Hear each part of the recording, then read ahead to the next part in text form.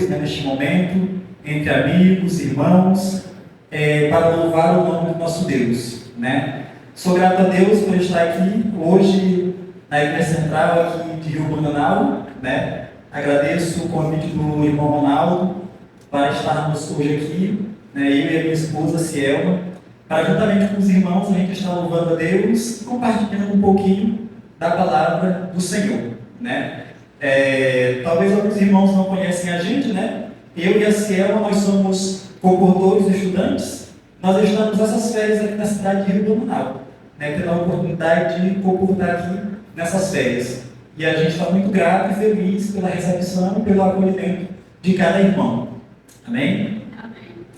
Queridos, para estudarmos hoje a palavra de Deus, gostaria de convidar vocês a abrir a Bíblia no livro de Lucas. Hoje nós iremos estudar um pouco sobre uma parábola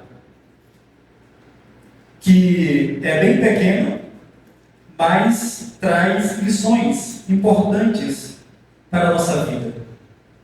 Essa lição, essa parábola contém apenas 4 versículos, né? Eu falei, bem pequena. Mas vale a pena a gente refletir um pouco nela nesta noite, né, e extrair algumas lições importantes do nosso Deus. Lucas, o capítulo 13, o versículo a partir do 6. Aí vocês vão ver que fala sobre a parábola da figueira estéril. Aguardamos os irmãos todos encontrarem. Lucas, no capítulo 13, o versículo, iremos ler do 6 ao versículo 9. Amém? Vamos fechar os nossos olhos para falar com Deus. Querido Deus e Pai que está no céu, neste momento, Senhor Deus, o teu povo se encontra aqui na tua casa, Pai, com a tua palavra aberta, Senhor Deus, diante de si. Queremos te pedir, Pai, que neste momento, teu Santo Espírito ilumine a nossa mente, abra, Senhor Deus, o nosso coração, para que possamos compreender a tua palavra, aceitar a mesma e guardar a mesma, Senhor Deus, em nós.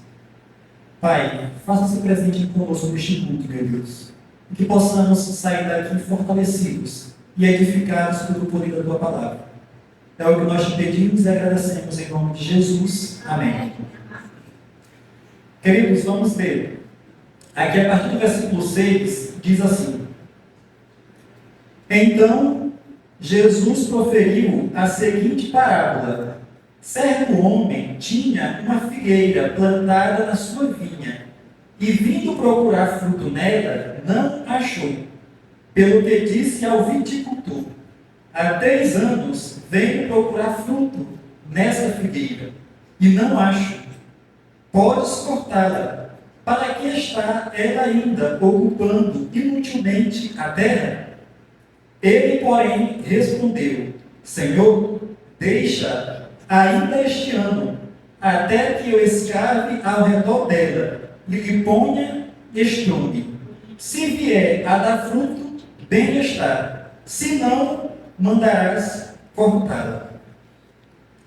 Queridos, como eu falei, aqui nós podemos observar uma pequena parábola contada por Jesus, né? Uma parábola, digamos assim, pouco estudada, né? Pelo menos lá na minha igreja, né? Onde eu costumava me congregar, no Maranhão, dificilmente eu via um sermão baseado nesta parábola, né? Então ela não é muito estudada. Só que quando a gente vê os detalhes desta parábola, os ensinamentos que Jesus quer nos trazer, a gente percebe o quanto que a gente pode aprender por meio desta parábola, né? Então aqui, Jesus ele conta uma parábola de uma figueira estéril, né? Uma figueira que foi plantada ali no meio de uma vinha, né? No meio de uma plantação de uvas, numa terra fértil. Então, o dono dessa terra, dessa propriedade, ele escolhe aquele local para plantar a sua figueira. Só que o relato bíblico, né, Jesus conta que o dono dessa propriedade, o dono dessa roça, dessa plantação, por 3 anos já seguidos, ele ia procurar frutos nessa figueira. E ele não encontrava nada. Toda vez que ele chegava ali, que ele se aproximava, ele via aquela árvore bonita, né? Aquela figueira linda, cheia de folhas, mas quando ia procurar fruto, não tinha nada. E eu fico imaginando, né, que decepção para esse proprietário. Né? Porque imagine, né, aqui nós estamos em uma cidade pequena, cidade de Rio Bananal, onde muitos trabalham com roças. Né? Aqui tem muita plantação de café, roça também de pimenta, e de cacau, e outras plantações. Né? Agora imagine um proprietário, dono de uma roça, fazer uma plantação ali, né? Na melhor terra possível que ele poderia encontrar, e aí por 3 anos seguidos ele vai nessa roça com a esperança de colher, e quando ele chega lá, não tem nada, está só as folhas. Imagine que decepção não é para esse proprietário, né? Queridos, e nessa parábola a gente pode observar que tem 3 personagens, né? E Jesus quer nos ensinar por meio de cada um desses personagens, porque cada um tem papel fundamental na narrativa, né? A gente pode observar que nesta parábola Jesus conta sobre um homem que é o proprietário, o dono da vinha, da plantação. Tinha também a figueira, né, que estava plantada ali no centro. E havia também o viticultor, né, que era a pessoa que era responsável por cuidar da plantação. Cultivava, estava ali dando toda a atenção possível e cuidando daquela plantação. Né? E é interessante a gente observar esses personagens e entender o porquê que Jesus colocou cada um deles na parábola e o que Jesus quis e quer nos ensinar por meio dessa parábola. Né? Aqui, queridos, quando a gente começa a ler, nós observamos que Jesus ele inicia com a seguinte palavra, né? Então. Aqui Jesus usa essa interjeição para conectar a mente dos ouvintes ao relato passado, né? Ao que aconteceu, digamos assim, antes dele contar a parábola. E se nós observarmos aqui no texto bíblico, o que aconteceu antes de Jesus contar essa parábola, vai falar sobre o momento, né, em que estava Jesus e seus discípulos, e chegou ali então alguns vindo do templo, né, provavelmente fariseus, judeus, descendo ali do templo, e eles foram de encontro a Jesus. E quando chegou ali, eles estavam contando para Jesus o relato de que no templo vieram alguns galileus para oferecer os seus sacrifícios ao Senhor. E enquanto eles estavam oferecendo os seus sacrifícios, Pilatos mandou matá-los, né? E disse que o sangue deles foi derramado junto com o sacrifício que eles estavam oferecendo. E aí o relato diz que Jesus disse para essas pessoas que chegou a ele trazendo essa notícia, né? Jesus disse: olha, vocês acham que isso aconteceu com os galileus porque eles eram os mais pecadores de todos os homens? Não, não é por isso. Se vocês não se arrependerem, isso vai acontecer com vocês também, né? E Jesus continua dizendo no relato: ou vocês acham também que quando a torre de Siloé desabou, matando aqueles 18 homens, era porque aqueles 18 homens eram os mais pecadores que haviam? Jesus diz assim: não. Se vocês não se arrependerem, vocês igualmente irão perecer. Queridos, é interessante que Jesus conta esta parábola para trazer uma lição a esse público que trouxe a notícia para ele. Por quê? Esse público era um público, como eu falei, provavelmente de fariseus, judeus, mestres da lei, e eles tinham em mente, né, que quando acontecia algum desastre, quando acontecia alguma tragédia, ou quando alguém nascia com alguma deficiência, tudo de mal que poderia vir sobre o ser humano, eles apontavam logo como sendo uma consequência do pecado que aquela pessoa tinha cometido, né? Se a pessoa era cega, eles diziam, ou ele pecou, ou os pais pecaram, porque ele está nascendo cego desse jeito, entendeu? Se a pessoa era coxo, eles não queriam nem aproximação, porque eles achavam que se era coxo, era porque era pecador, e merecia estar naquela situação. Então eles chegaram com o ar de orgulho para contar aquela notícia para Jesus. Né? Com aquele ar de superioridade, para dizer, olha, eles estavam lá no templo, adorando a Deus e aconteceu isso. Provavelmente porque eles são pecadores. E Jesus então diz para eles que não. Aquilo não aconteceu com aquelas pessoas, porque elas eram as mais pecadoras de todas as pessoas. Mas se eles não se arrependessem, o mesmo iria acontecer com eles, porque eles eram pecadores igualmente aquelas pessoas. Né? Aí Jesus conta esta parábola para trazer lições para esse público, que é o que a gente vai entender melhor agora. Que lições foram essas? Né? Então, queridos, aqui nessa parábola, como eu falei, nós podemos ver que o primeiro personagem que Jesus coloca é o proprietário, o homem que tem a plantação, que tem a vinha, que representa, na parábola, representa o nosso Deus. Entendeu? Aquele que é o Criador de todas as coisas. Aquele que criou todos, né? E sustenta a todos. Deus é o proprietário. E nós temos essa figueira, que representa quem? O povo de Deus. Representa o povo de Israel. Essa figueira representa o povo de Israel. Nós podemos observar, queridos, que no Oriente, principalmente no dia de Jesus, tinha 3 árvores ou plantações que era muito comum. Era muito comum para eles. Eles gostavam de plantar. E a Bíblia menciona muito, né, essas plantações, que é a videira, a figueira e a oliveira. Né? Quando a gente lê o Antigo Testamento, a gente vê muito falar sobre figueira, oliveira e videira. Então, eram plantações muito comuns no Oriente.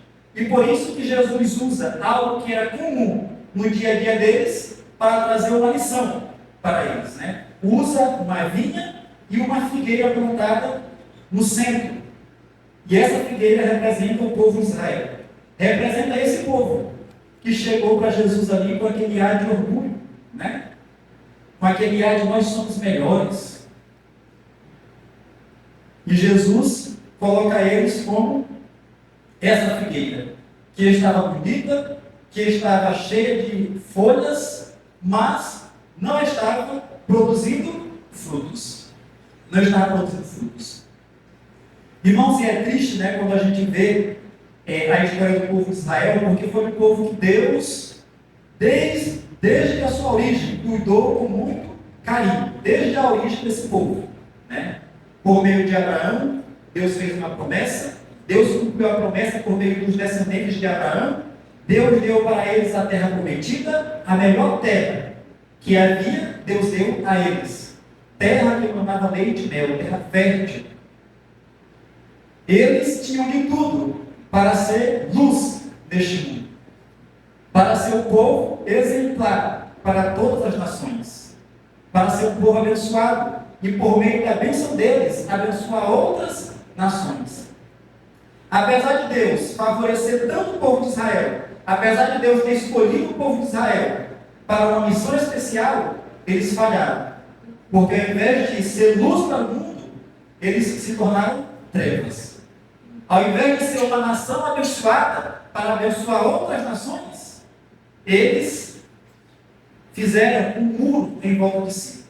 Construíram um muro com o próprio orgulho, com o próprio egoísmo, distanciando os outros povos de si e se achando superiores a todos. Entendeu? Isso nunca foi o plano de Deus. O plano de Deus era que Israel abençoasse outras nações. Né? E então, queridos, por meio desta parábola, como estou falando, né, Jesus queria ensinar ao povo de Israel que eles estavam falhando como nação. Eles estavam falhando como povo. E não podemos deixar de ver o papel gracioso do viticultor, a pessoa que era responsável por aquela plantação. Porque quando o proprietário chega ali, né, depois de 3 anos seguidos, e procurar frutos e não encontrar, ele diz para o viticultor: para que está ainda essa figueira aqui a ocupar inutilmente esse espaço, né, esta terra? Porque há 3 anos eu vim procurar frutos e não tem, não seria melhor cortar? E então o viticultor, queridos, ele dá uma resposta impressionante. Né? Ele diz assim para o proprietário: não, vamos deixar mais um tempo. Eu vou escavar ao redor, eu vou colocar estrume, eu vou cuidar, e se depois de um tempo ela não der fruto, aí você manda cortar. Olha que interessante, né? Eu imagino que se o proprietário daquela plantação estava decepcionado por aquela figueira não dar frutos, quem era prestar mais ainda era aquele que estava trabalhando todo dia e ver que aquela figueira não estava dando resultado. Talvez era para o viticultor dizer assim: é mesmo, Senhor, vamos cortar porque eu já estou cansado de tanto trabalhar, cavar, cuidar e ela não dá fruto, bora plantar outra coisa aqui. Mas não. O viticultor, ele intercede diante do proprietário por aquela figueira. Vamos deixar mais um pouco. Vamos deixar mais um tempo para ver se ela não vai dar fruto. Eu vou cavar mais um pouco, vou colocar estrume, vou cuidar mais um pouco, porque eu acredito que ainda pode dar frutos. Queridos, aqui nós podemos ver o papel intercessor de Jesus Cristo, aquele que é o nosso advogado. Amém? Aqui nós podemos ver a intercessão que Cristo faz diante do Pai por cada um de nós. Né? Mesmo, trazendo agora para nós, né? Mesmo Deus já tendo sido tão paciente conosco, tendo nos dado tanta oportunidade, e talvez nós ainda não estejamos dando frutos que glorifiquem o nome do Pai. Mas Jesus está lá, intercedendo por nós. Pai, vamos deixar mais um pouco. Vamos esperar mais um pouquinho. Eu ainda tenho mais coisas para fazer. Eu acredito que essa pessoa ainda tem jeito. Eu acredito que essa pessoa ainda pode dar frutos. Esse, queridos, é o papel do nosso Senhor Jesus. Né? Interceder diante do Pai. Né? E nessa parábola, quando eu estive refletindo pela primeira vez, né, eu fiquei pensando: será que essa parábola ela dá a entender então de que o Pai é o Deus bravo e que o Filho é aquele que nos ama? Mas não. Né? Aqui nós podemos ver que o amor que o Filho tem por nós é o amor que o Pai tem por nós. Né? O amor que o Filho tem por nós é o amor que o Pai tem por nós. Então, queridos, aqui nós podemos ver apenas o papel de Cristo, né? O papel da pessoa de Cristo na atividade, que é ser o nosso intercessor. Né? Então, quando o Pai está a nos suster, a nos dar tempo o suficiente, Jesus está intercedendo diante do Pai por nós. Enquanto o Espírito Santo, aqui neste mundo, vai trabalhando em nossos corações, nos aperfeiçoando, nos chamando a atenção, nos convidando a um despertar espiritual, a uma entrega por completa nas mãos de Deus. Aqui também, queridos, quando eu medito sobre esse viticultor, eu lembro, né, de um texto da Ellen White, que ela fala que Jesus, ele está a interceder diante do Pai por nós. E quando muitas vezes, né, diante dos nossos pecados, das nossas falhas, nós estamos ali indignos, Jesus, ele estende as mãos para o Pai e diz o quê? Pai, perdoa-lhes. Ele mostra as marcas dos cravos em suas mãos. E diz assim: Pai, perdoa-lhes, porque isso daqui foi por eles. Em outras palavras, queridos, Jesus está dizendo: espera mais um pouquinho. Eu morri por eles. Eu estou trabalhando por eles. Eu acredito que eles ainda darão fruto. Eu acredito que eles ainda nos darão uma resposta positiva. Essa a atenção que Jesus quer chamar do seu povo, o povo de Israel. Um povo que vivia de aparência. Um povo que, como figueira, tinha muitas folhas, mas não tinha fruto. Se tratando da religiosidade deles. Eles eram um povo muito religioso. Eles davam dízimo, eles estavam no templo, eles oravam nas praças, eles jejuavam. Só que tudo aquilo que eles faziam era só aparência. Porque Jesus, em outro texto, diz assim: esse povo honra-me com os lábios, mas o seu coração está longe de mim. Era assim que vivia o povo de Israel.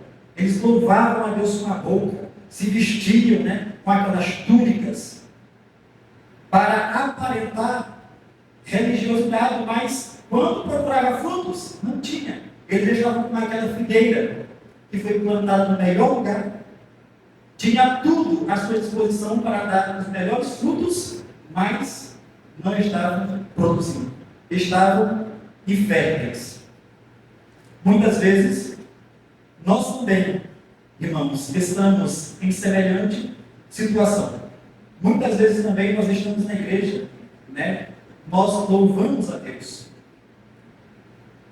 nós pregamos, nós nos vestimos bem para ver o culto, mas e os frutos? Será que nós estamos produzindo frutos dignos de que o nome de Deus seja glorificado? Ou será que nós estamos como a figueira estéril, que tinha folhas lindas, mas ano após ano não produzia frutos? Hoje Jesus está nos convidando, a um despertar para uma vida frutífera por meio do seu Santo Espírito. Quero ler com os irmãos também uma outra passagem que vai nos ajudar a entender um pouquinho melhor esta parábola, no livro de Isaías, no capítulo 5. Aqui também o profeta Isaías conta uma parábola semelhante a esta, com alguns detalhes diferentes, mas com o mesmo objetivo, de chamar a atenção do povo. Isaías, o capítulo 5. Isaías, capítulo 5, versículo a partir do 1. Vai falar sobre a parábola da vinha amarga. Amém? Aqui, irmãos, diz assim: agora cantarei ao meu amado o cântico do meu amado, a respeito da sua vinha. O meu amado teve uma vinha com um moiteiro fertilíssimo. Sachou-a, limpou-a das pedras e a plantou de vides escolhidas. Edificou no meio dela uma torre e também abriu um lagar. Ele esperava que desse uvas boas, mas deu uvas bravas. Agora, pois, ó moradores de Jerusalém e homens de Judá, julgai-vos, peço, entre mim e a minha vinha. Que mais se podia fazer ainda a minha vinha, que eu não tenha feito? E como esperando eu que desse uvas boas, veio a produzir uvas bravas? Agora, pois, vos farei saber o que pretendo fazer a minha vinha. Tirarei a sua sebe, para que a vinha sirva de pasto. Derribarei o seu muro, para que seja pisada. Torná-la-ei em deserto. Não será podada, nem sachada, mas crescerão nela espinhos e abrolhos. As nuvens darei ordem, que não derramem chuva sobre ela, porque a vinha do Senhor dos Exércitos é a casa de Israel, e os homens de Judá são a planta dileta do Senhor. Este desejou que exercessem juízo E eis aí quebrantamento da lei, justiça. E eis aí plano.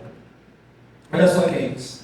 Aqui, o profeta Isaías, anos antes, contou uma parábola semelhante, com alguns detalhes diferentes, né? Aqui, o proprietário, ele planta a sua vinha em um outeiro fértil, em uma terra boa, né? E ali, ele sacha, ele limpa, ele faz tudo o possível para que essa vinha possa produzir, para que essa vinha possa dar muitos frutos. Mas diz que o proprietário, esperando bons frutos, o que veio a ter foi maus frutos. Então, na parábola anterior, a gente vê Jesus contando sobre uma figueira que foi cuidada, plantada em uma terra fértil, mas não dava fruto. Já aqui na outra parábola, Jesus conta sobre a vinha, que foi plantada também, né, no caso do profeta Isaías, foi plantada também em uma terra fértil, era cuidada, cultivada, e ao invés de produzir bons frutos, produziu maus frutos. E o profeta diz que essa vinha é o povo de Israel, ou seja, o povo de Deus. A planta dileta especial que o Senhor plantou.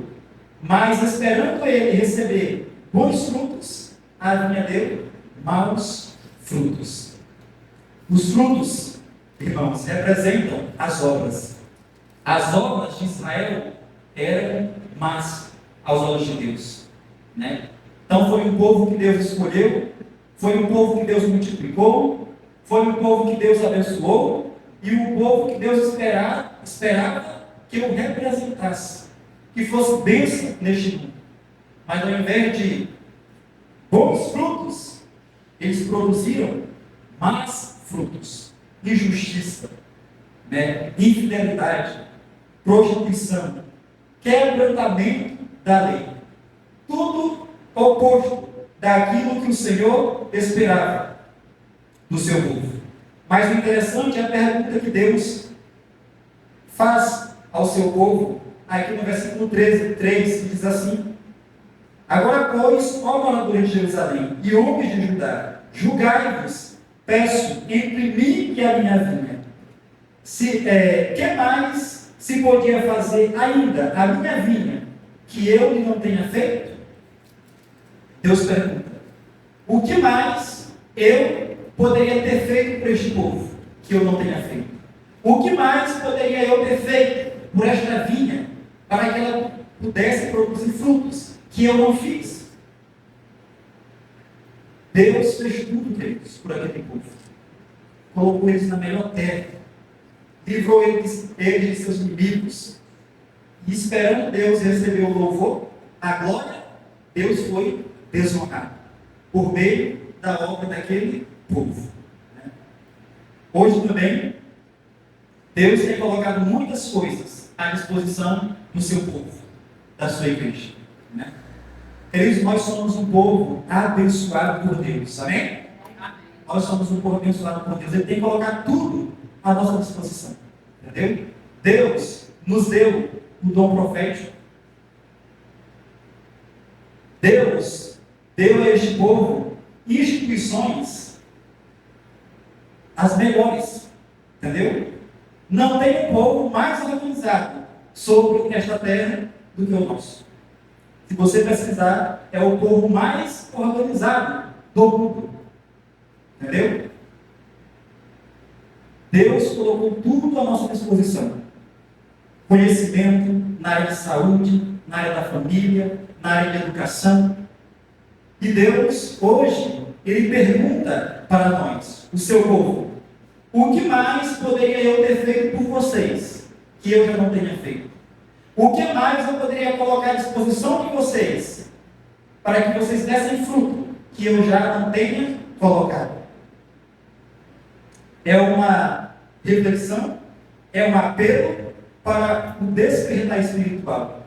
Deus está dizendo assim: tudo que eu podia, eu já fiz. Agora é a parte de vocês, né? Coloquei vocês em uma boa terra, cuidei de vocês, adubei. Agora é a hora de vocês produzirem. Irmãos, nesta noite, Deus nos chama para refletir. Todos nós estamos tendo a oportunidade de viver um novo ano, né? O ano de 2025 finalizou. Muitos não tiveram a oportunidade que nós estamos tendo de estar aqui, né? E Deus nos permitiu, em Cristo Jesus, nós temos a oportunidade de estarmos aqui em mais um ano. Entendeu? E não é porque nós somos merecedores, né? Não é porque Deus, Ele olha lá de cima e diz assim, nossa, que tadinho deles, né?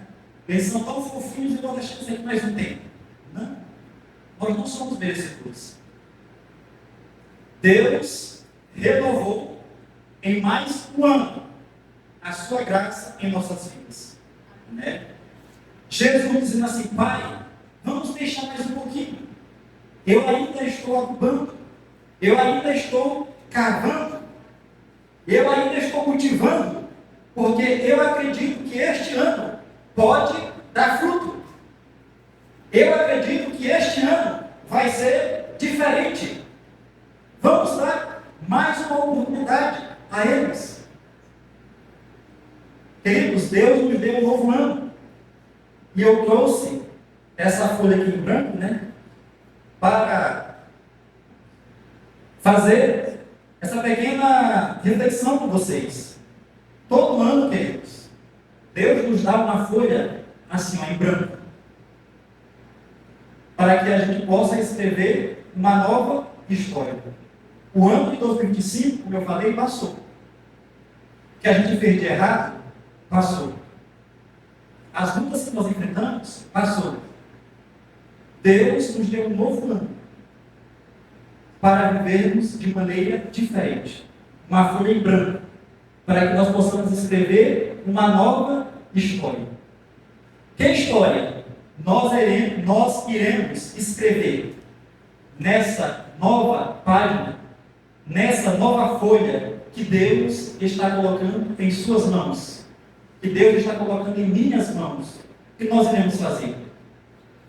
Que no final deste ano nós possamos olhar para trás e dizer assim: Senhor, louvado seja o teu nome, porque este ano foi um ano diferente. Senhor, louvado seja o teu nome, porque este ano foi um ano de muitos frutos. Foi um ano que eu tomei decisões diferentes. Foi um ano que eu vivi de maneira diferente. Foi um ano em que todos os meus dias foram consagrados para Deus. Amém? Possamos, queridos, tomar essa decisão. Porque Jesus, Ele está nos últimos momentos de intercessão por nós.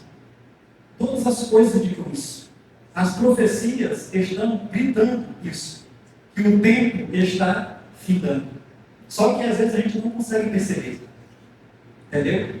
Antes, para a gente ver as coisas que estavam acontecendo no mundo, a gente tinha que ir para o noticiário, para os jornais. Hoje, as calamidades estão acontecendo bem pertinho de nós. Entendeu? Ao nosso lado. A gente vê as profecias se cumprindo. O planeta gritando que Jesus está voltando. Então, Jesus está nos últimos minutos de graça, intercedendo por nós. E muitas vezes nós estamos brincando com a graça que Deus está nos sucedendo. Que nós possamos aproveitar o pouquinho de tempo que nos resta para glorificar o nome do Senhor por meio das nossas obras, por meio da nossa vida, por meio das nossas decisões. Como disse Paulo, né? Que possamos, queridos, tomar a decisão de quer comamos, quer bebamos, ou façamos qualquer outra coisa que seja para a glória de Deus. Amém? Eu vou louvar a Deus neste momento comigo, que os irmãos possam meditar na letra desse louvor, e se for a sua vontade, você fique de pé, e após o louvor eu irei fazer uma oração nós iremos encerrar com a oração.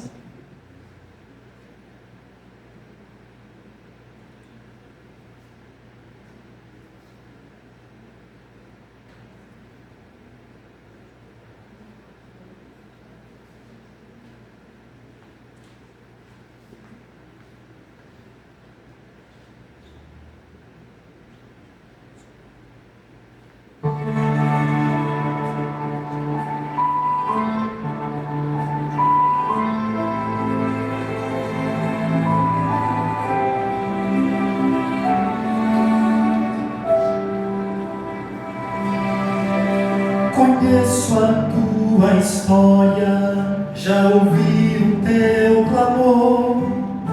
Conheço o teu passado, sarei a tua dor. Tu lembras que um dia no deserto te guiei. Tu não és mais cativo, eu te libertei. Tu andas tão distante, envolvido em teu labor. Tu já esquecestes que eu sou teu provedor. Levanta, Israel, levanta, Israel, levanta, Israel. Tu não és mais cativo. Levanta, Israel, levanta, Israel, levanta, Israel, e clama ao teu Deus e Senhor.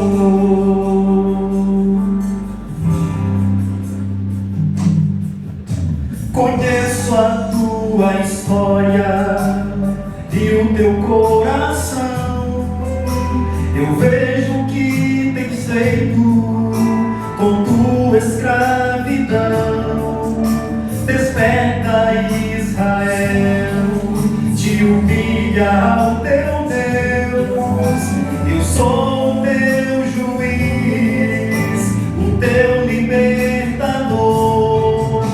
Tu foste escolhido para um serviço santo. Tu foste redimido para ser usado em meu favor.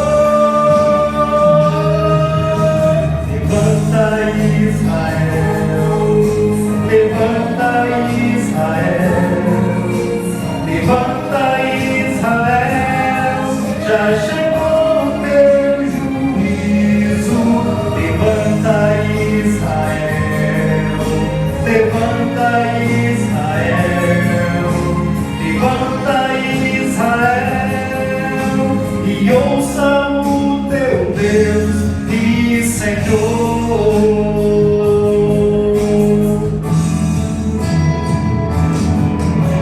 Levanta, Israel, levanta, Israel, levanta, Israel, já chegou o teu juízo.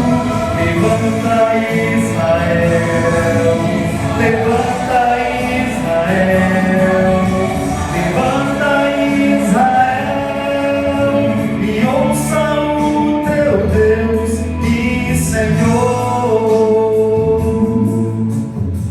Israel, tu és povo santo. Israel, tu és a minha igreja. Israel, tu foste remido. Israel, eu já te libertei.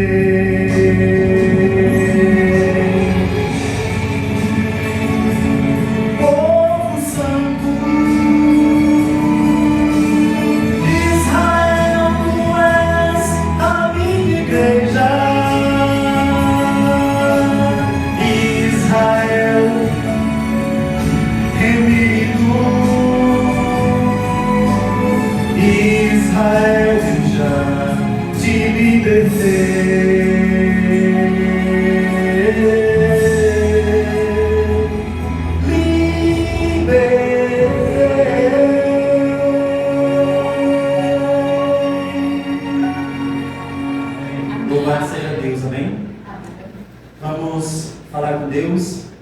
oração neste momento.